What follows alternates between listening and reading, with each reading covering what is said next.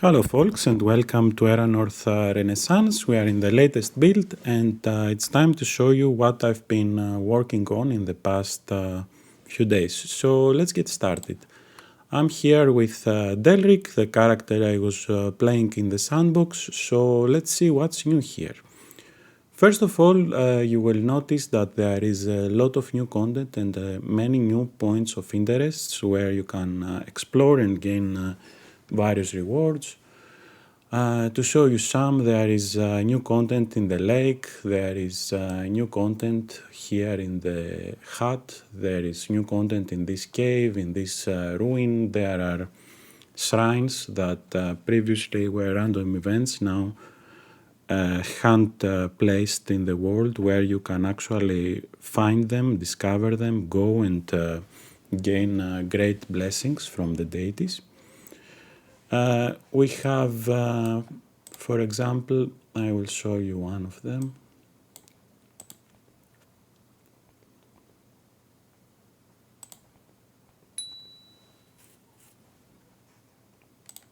There is this shrine of Driedelon, which you can visit. And by finding this shrine, you are getting some skill points and some hit points, and now this shrine is marked into your map as well.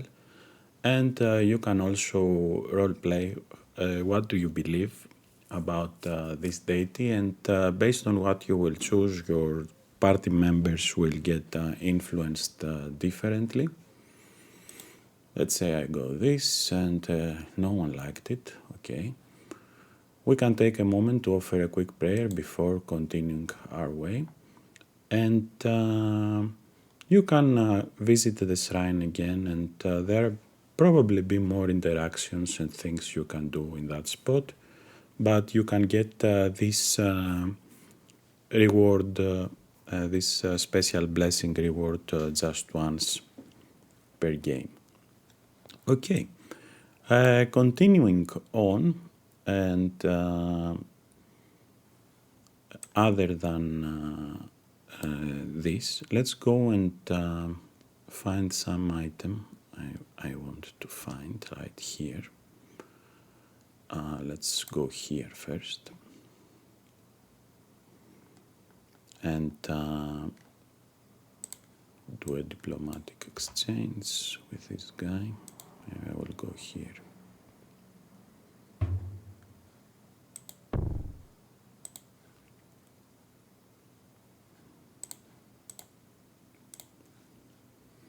Let's use our subterfuge.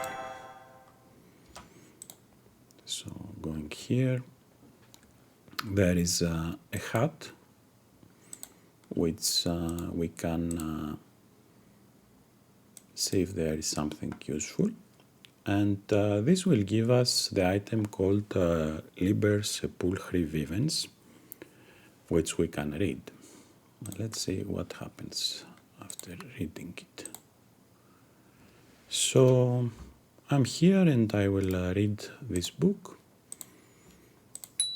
It will teach me the recipe of the Lesser Gaul Salmon. It will also teach me the recipe of Swamp Fen Brew. And if I go and camp right now and talk to one of my companions, let's say I will talk to Serafina here. We have this new Liber Sepulchri Vivens option, which lets you perform a dark ritual on Serafina, which in this case can let you increase her corruption. And there is an additional option I can't use just yet because I don't have enough corruption myself, that lets you convert this NPC to a Gaul by consuming, let's go to my inventory, recipes, by consuming the Swamp Fen Brew. So you can convert your companions to Gauls. You will also notice that now, even though Delric doesn't have rituals, Serafina will jump in and help.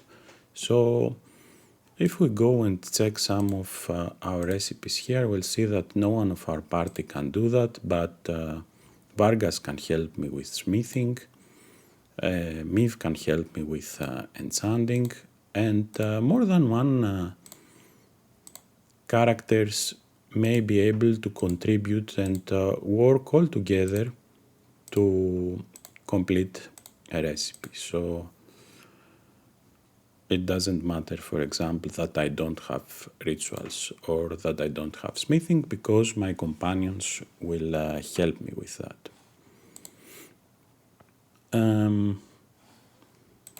There is also, let's go and break the camp.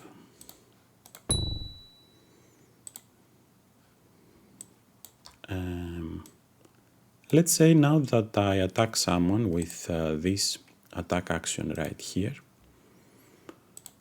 it will actually give me an advantage. So my party will have a +3 initiative bonus for this battle because I initiated first, but if the enemy has initiated it, then I wouldn't have this bonus. On the other hand, I wouldn't have a penalty either. And you will see it right here that your party has the following modifiers in this battle: initiative +3, and as you can see, 3 of my characters are going to play first. Okay, let's start a new game, because the options I will show you now are only available in a new game. So let's say that we are playing with Eric. I'm starting a new game. There is 2 new options right here. One is Death Toll. When a character is defeated in combat, that is drops to 0 hit points, they gain an injury that raises their death mark. Death mark tracks how close they are to permanent death. Once a character receives 3 death marks, that character dies permanently and leaves the party. So if this is the main character or a story important character, the game is over.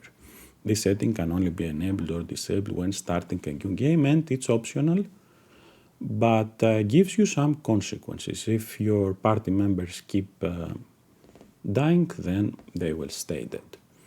So you can activate it like this, and it will work both in story and in sandbox mode. And there is also the daily upkeep, which does this. Each game day you automatically spend a fixed amount of farthings per member in your party and reserve. So the more characters you have, the more you pay of this upkeep. And this daily upkeep depends on various factors like their level, lifestyle, relationship with you, and so on. So the base upkeep is 3 times the level. This means if I have at level 1 3 companions, I will have to pay for them a salary of 9 farthings per day. But if they are my friends, then I will get a discount. If they are animals, thralls or wraith companions or ghouls, for example, then they have no upkeep. And the thing is that failing to meet this cost reduces their influence with you by 10, and eventually those party members will leave your group permanently. So there is another mechanic that works regardless of these 2 settings, a new mechanic called party friction. And if at some point the friction in your party becomes so much that you can't stand each other, that is -50 influence, then these party members will simply leave. Okay, so let's demonstrate that. I will start in sandbox mode. I will do the quick start to get Will, Trahan and Vargas. Start exploring right away. And you will notice that there is a new manage party screen right here. And my daily upkeep is 16 because we are level 2. And there are 3 level 2 characters in my party in the quick start. So that's a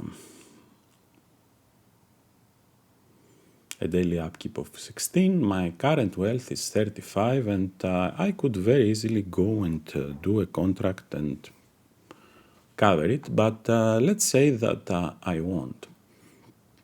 I will just confirm that they are in my party, and I will just go here and skip time once. So I paid daily upkeep of 16 and skip twice. I again paid the daily upkeep of minus 16 and again.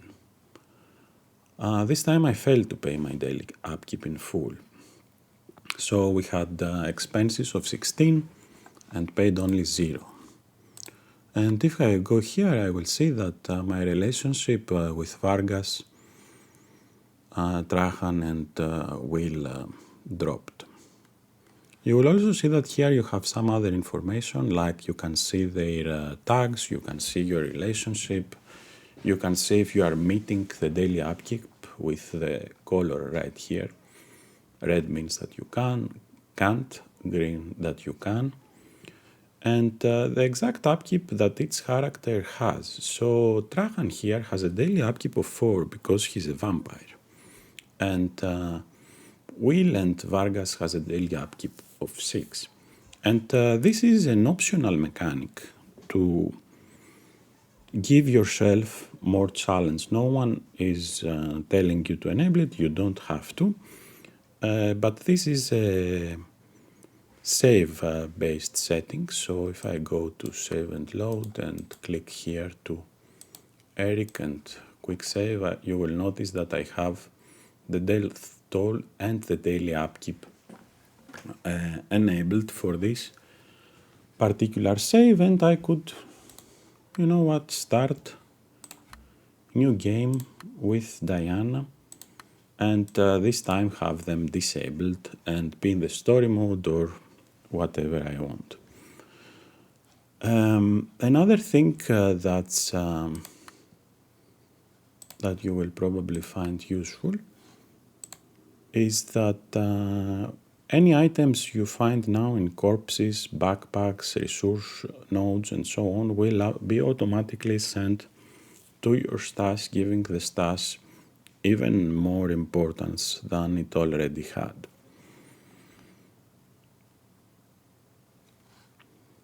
Finally, there is these twins right here. Let's talk to one and interact with him. Notice that we are in a private moment, but if I try to do an illicit affair, like for example pickpocket, even if Eric here didn't have subterfuge, we beckon your companions to join and we could use them to pickpocket the stranger. In this case, I was the one that succeeded.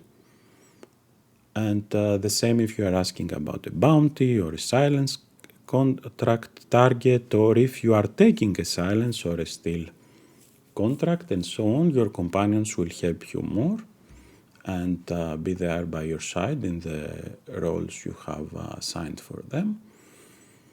Let's see something else. Apologize, now we can see the recruitment. There is this new option, what do I need to recruit Inrik? And this will tell me exactly all the requirements and what checks I pass. For example, required level, we failed here because he's level 3 and we are level 2.